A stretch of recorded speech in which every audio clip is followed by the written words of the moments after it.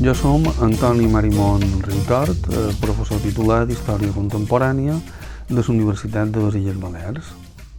Hem de pensar que Cuba feia part de l'imperi espanyol i que des de les Illes Balears hi va haver, especialment a final del segle XVIII i principis del XIX, un interès per exportar alguns productes. Per exemple, sabó des d'Andratx, que seria l'origen d'una de les emigracions més importants, que va ser la migració d'andritxols cap a Cuba i més en concret cap a una petita ciutat, una vila de Cuba que és Batabanó. Hi haurà un vincle molt estret entre Batabanó i Andratx que faran que milers d'andritxols al llarg del segle XIX i principis del segle XX se traslladin cap a Cuba. Després també s'ha de tenir en compte tota la qüestió dels vaixells que feien el trajecte entre Amèrica i la península Ibèrica, que de vegades eren pilotats o hi havia mariners que eren de les Illes Balears i de vegades també cuiners.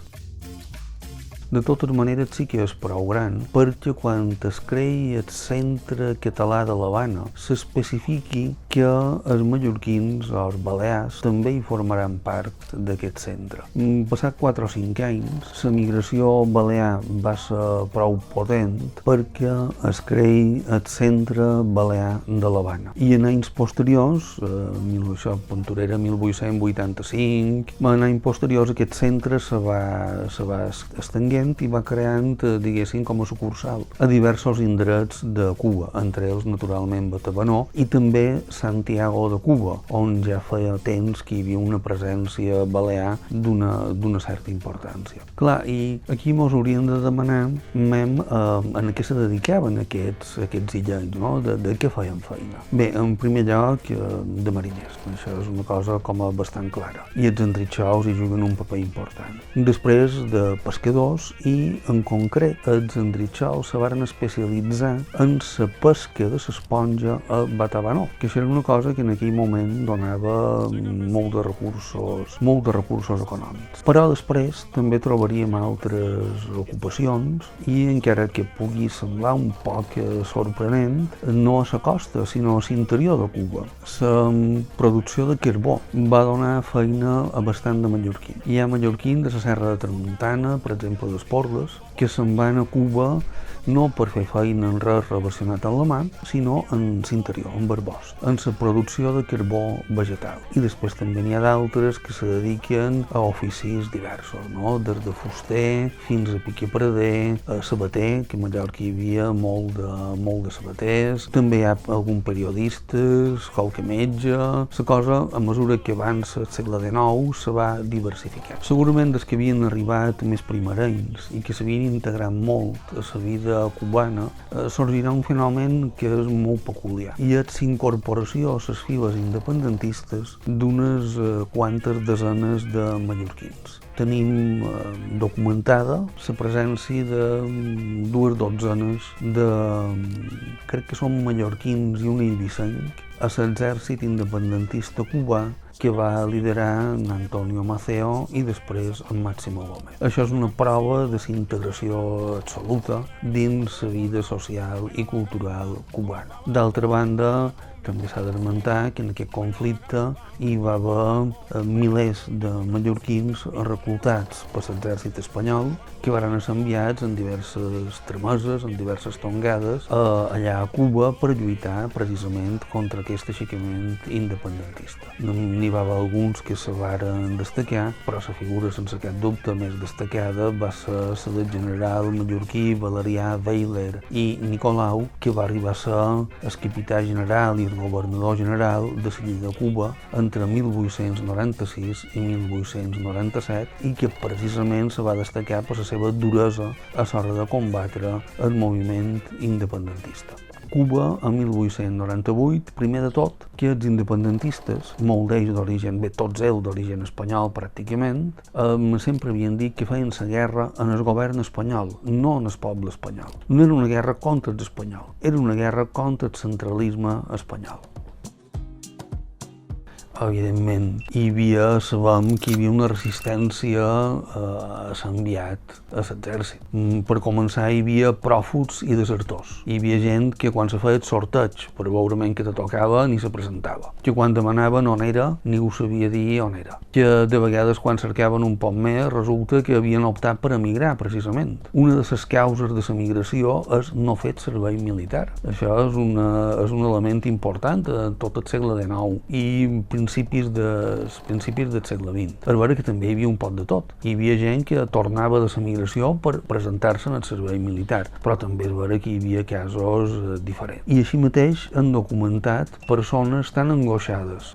Pensem que Mallorca era una illa encara amb una població pagesa molt important. A 1895-98 una part de la població ni tan sols sabia parlar castellà i el fet de enviar-los a una guerra tan llunyana evidentment era un motiu d'angoixa molt gran, que naturalment variava segons la persona d'una manera també enorme.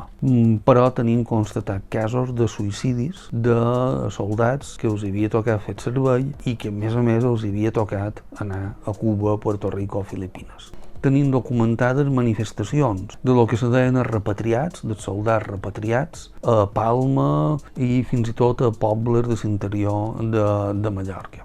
I crec recordar que també a Mó. Aquest descontent va durar molts de mesos i va ser molt gran. D'altra banda, també hem de tenir en compte que hi va haver una mortalitat diferida, perquè els soldats que tornaven esgotats, malalts, acabats, de vegades morien a Mallorca. Això fins i tot se va recollir no només a la premsa, sinó també a textos literaris, com per exemple en Rosselló de Sant Fortesa, que té una narració que explica el cas d'un soldat que torna d'aquestes guerres malalt. I després també casos d'inadaptats, de gent que cau en la delinqüència, que cauen, podríem dir, en conductes asocials, després d'haver viscut 3 o 4 anys en una situació extrema de guerra, de persecució, de malalties, de conflicte, com eren aquestes guerres de tipus colonial.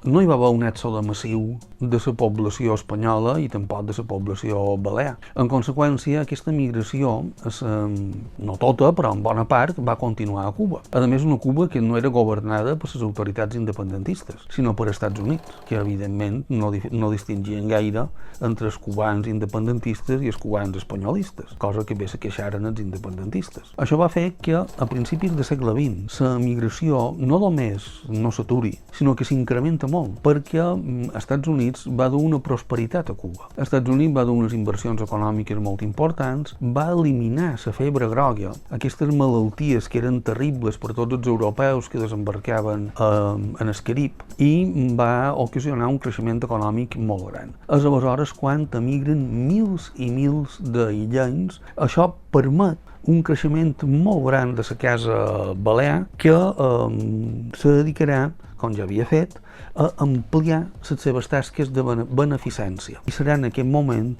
quan aconsegueixi construir tota una sèrie de pavellons dedicats a l'assistència mèdica, l'assistència social, que aquests pavellons significativament duen el nom de Mallorca, Menorca i Eivissa. I donaven una assistència de metges, de comares, d'oculistes a tots els seus socis. Que aquest centre balear va arribar a tenir una xifra de quasi 20.000 associats cap a l'any 1917, 18, 19, 20, etc. I publicava uns anuaris, com unes memòries, que són un autèntic llibret on expliquen totes les seves activitats, entre les quals també, curiosament, hi havia pagats bitllet dels illencs que no els hi anava bé a Cuba i tenien una necessitat de tornar. Perquè clar, no a tothom li anava bé, això és una altra realitat. A molts els hi anava bé, però no a tothom. I que veien aquest que no anava bé, la casa balear els hi donava una quantitat perquè poguessin pagar el vaixell i poguessin tornar. Però, mentrestant, a l'entorn d'aquesta migració, d'aquesta casa balear, havien aparegut algunes publicacions i sobretot una que se va dir Baleares. Baleares va ser una publicació molt gran, és a dir, una publicació ben feta, amb bon paper, amb molt de col·laboradors, que és un autèntic testimoni de la presència balear allà a Cuba. Hi haurà presència tant d'esclargat regular com d'esclargat secular. Així trobam capellans, però també trobam ordes religiosos mallorquins, per exemple, els missioners del Sagrat Cos, que tindran cases, però també s'ha de fer notar aquest altre vessant de la presència balear, que és la presència de religiosos. De manera que tenim una presència militar, religiosa, una presència de migrants econòmica, que tot això vincula Cuba a les Illes Balears durant moltes i moltes de dècades.